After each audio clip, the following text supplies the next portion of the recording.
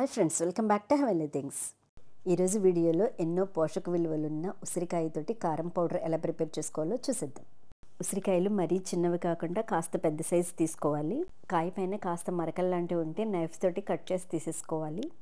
నేను ఇక్కడ 4 పెద్ద ఉసిరికాయలు తీసుకున్నాను. వీటిని నీట్గా వాటర్తో క్లీన్ చేసుకుని పొడి క్లాత్ తోటి ఒకసారి తుడిచేసుకుని ఫ్యాన్ కింద ఒక 5 to 10 minutes ఆరబెడితే సరిపోతుంది.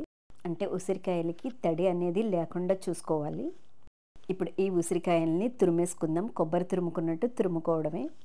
మరీ చిన్నగా తురిమినట్లయితే ఉసిరికాయలో ఉండే వాటర్ అంతా వచ్చేస్తుంది. అలా కాకుండా మనం కాస్త పెద్ద సైజు తురుముకుందాం. ఈ వీడియోలో కనిపిస్తుంది కదా, ఈ విధంగా తురుముకుంటే సరిపోతుంది. మిగతా 3 ఉసిరికాయలు కూడా తురిమేసుకుని ఒక ప్లేట్లోకి తీసుకున్నాను. ఇలా ప్లేట్లోకి తీసుకున్న ఈ ఉసిరి తురుముని 3 to 4 hours ఫ్యాన్ కింద పెట్టేసుకోవాలి. ఉసిరికాయలో జ్యూసీనెస్ ఉంటుంది కదా, అదంతా పోయి డ్రై అవుతుంది.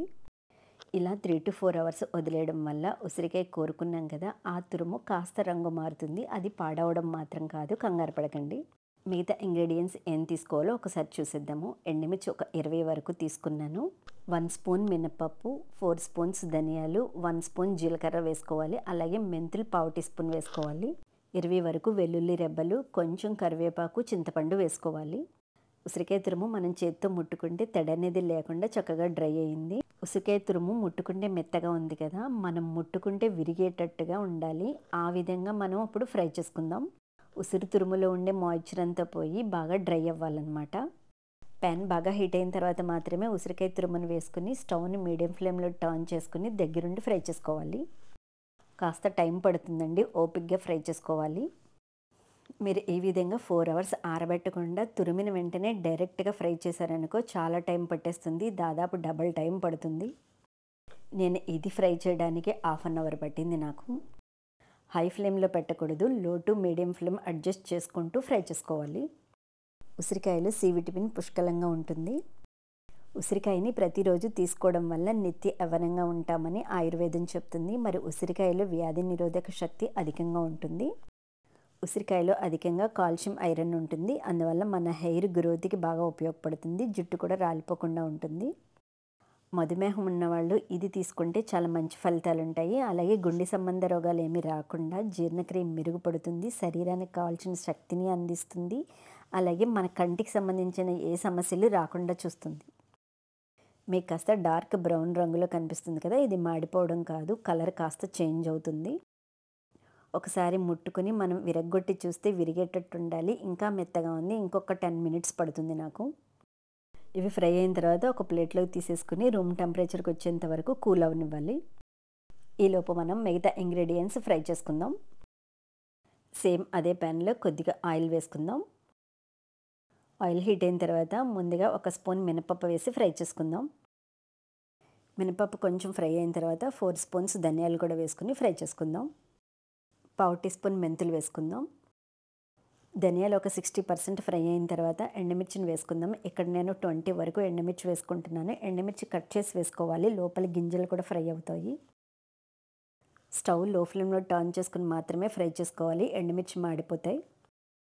2 minutes ఎండుమిర్చి ఫ్రై చేసుకున్న తర్వాత 1 స్పూన్ జీలకర్ర కూడా వేసి ఫ్రై చేసుకోవాలి. కొద్దిగా కరివేపాకు కూడా వేసుకుందాం. కరివేపాకు వేసుకుంటే టేస్ట్ బాగుంటుంది. కరివేపాకుని కడిగి ఆరబెట్టింది మాత్రమే వేసుకోవాలి, తడి ఉన్నది వేయకండి. స్టవ్ ఆఫ్ చేసుకుని ఒక 1/2 teaspoon ఇంగువ పౌడర్ కూడా వేసుకుందాం. ఇంగువ ఇష్టం లేని వాళ్ళు స్కిప్ చేయండి, కానీ వేసుకుంటే చాలా బాగుంటుంది. మనం తీసుకున్న 4 ఉసిరికాయలకి వీడియోలో కనిపిస్తుంది కదా, ఇంత చింతపండు అయితే సరిపోతుంది. చిన్న చిన్న పీసెస్ కింద కట్ చేసి వేసుకోండి. ప్యాన్ వేడికే కాస్త మగ్గిపోతుంది. ఒక 20 రెబ్బల వరకు వెల్లుల్లిపాయలు కూడా వేసుకోవాలి. అలాగే సరిపడా సాల్ట్ కూడా వేసేసుకుందాం. నేను ఇక్కడ వెల్లుల్లిపాయలు పైన పొట్టు తీయకుండానే వేసాను. నాకు అలా వేసుకుంటేనే టేస్ట్గా అనిపిస్తుంది, అందువల్ల అలాగే ఉంచేసాను. మీరు కావాలంటే తీసేసి వేసుకోవచ్చు. ఇవి పూర్తిగా చల్లారిన తర్వాత మిక్సీ జార్లో వేసుకుని గ్రైండ్ చేసుకుందాం. పూర్తిగా చల్లారిన తర్వాత మాత్రమే గ్రైండ్ చేయాలి. వేడిగా గ్రైండ్ చేసామంటే కారం నల్లగా ఉంటుంది. ముందుగా వీటిని అయితే మెత్తగా గ్రైండ్ చేసి తీసుకొచ్చేస్తాను. మరి పిండిలా మెత్తగా గ్రైండ్ చేయకుండా కాస్త కోర్స్గా గ్రైండ్ చేసుకోవాలి. మరి ఇందులోనికి ఫ్రై చేసి పక్కన పెట్టుకున్న ఉసిరికాయ తురుమును కూడా వేసుకుని ఒకసారి బ్లెండ్ చేసుకుందాం. దీన్ని గ్రైండ్ చేసుకున్నప్పుడు కంటిన్యూగా మిక్సీని రన్ చేయకూడదు. ఒకసారి బ్లెండ్ చేసుకున్న తర్వాత స్పూన్తో ఒకసారి కలుపుకొని మళ్ళీ బ్లెండ్ చేసుకోవాలి. ఈ వీడియోలో కనిపిస్తుంది కదా, ఇలా పొడి పొడిగా రావాలి. మిక్సీని ఒకేసారి ఎక్కువసేపు రన్ చేసేస్తే ముద్ద ముద్ద కింద అయిపోతుంది. కాస్త బరకగా ఉంది, ఇంకొకసారి బ్లెండ్ చేసి తీసేస్తాను. ఎండుమిర్చి ఫ్రై చేసినప్పుడు కూడా ఆయిల్ ఎక్కువ వేయకూడదు. ఆయిల్ ఎక్కువ వేసామంటే ఇలా పొడి పొడిగా రాకుండా ముద్దలా వచ్చేస్తుంది. చూసారా, మంచి పౌడర్ కన్సిస్టెన్సీ వచ్చింది. కాస్త జ్వరం చేసినప్పుడు, లంకనాలు ఉన్నప్పుడు, అలాగే డెలివరీ అయినప్పుడు కారం పొడి పెడుతూ ఉంటారు. మరి వట్టి కారం పొడి కంటే కూడా ఇలా పోషక విలువలున్న ఉసిరికాయ కారం పొడి పెట్టండి, చాలా మంచిది. వేడివేడి అన్నంలో కాస్త నెయ్యి చుక్కేసుకుని తింటే చాలా టేస్టీగా ఉంటుంది. మరి అన్నంలోకే కాదండి, దోశలోకి, ఇడ్లీలోకి కూడా చాలా బాగుంటుంది. మరి నేను ఈ కారం పొడి ప్రిపేర్ చేసుకున్నాక చట్నీల జోలికే వెళ్ళడం లేదు. కాస్త కారం పొడి వేసుకుని 2 స్పూన్లు నెయ్యి వేసుకుని ఇడ్లీ తింటుంటే మరి ఆ టేస్టే వేరే లెవెల్లో ఉందండి. ఇడ్లీని సాంబార్తో తినడం వల్ల కంటే కూడా ఇలా ఆమ్లా పౌడర్తో తినడం చాలా మంచిది. షుగర్ పేషెంట్లకు కూడా చాలా చాలా మంచిది. కాస్త టైం తీసుకుని ఓపికగా దీన్ని ప్రిపేర్ చేసుకున్నామంటే ఇంట్లో ఫ్యామిలీ మెంబర్స్ అందరికీ ఎన్నో పోషక విలువలు అందించిన వాళ్ళం అవుతాం. మరి ఇంకెందుకు ఆలస్యం, మీరు కూడా ప్రిపేర్ చేసేయండి. టేస్ట్ ఎలా ఉందో కామెంట్ చేయండి. అందరికీ హాయ్. ఛానల్కి గంట సింబల్ నొక్కండి. మా వీడియోస్ చూసిన తర్వాత లైక్ చేసి షేర్ చేయండి. Thanks for watching. సబ్స్క్రైబ్ చేసుకోండి, బెల్ ఐకాన్ క్లిక్ చేయండి, లైక్ చేయండి, షేర్ చేయండి.